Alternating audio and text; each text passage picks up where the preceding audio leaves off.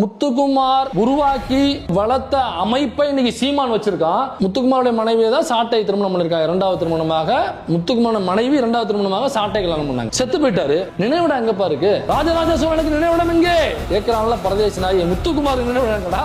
ராஜராஜ சோழனுக்கு அரசாங்கம் கட்ட மறந்து விட்டதே பேசினால. முத்துக்குமாருக்கு நினைவிடம் நீதான கட்டணும் பரதேசி நாய். அவர் வச்சு சம்பாதிச்சு நல்லா வளர்த்து இல்ல, உடம்ப வளர்த்து இல்ல, உசுர வளர்த்து இல்ல, உன்னுடைய வருமானத்தை வளர்த்து இல்ல, உன்னுடைய சொத்தை வளர்த்து இல்ல. முத்துக்குமார் நினைவிடம் எங்க? ஏன் முத்துக்குமார் நினைவிடம் இல்லை?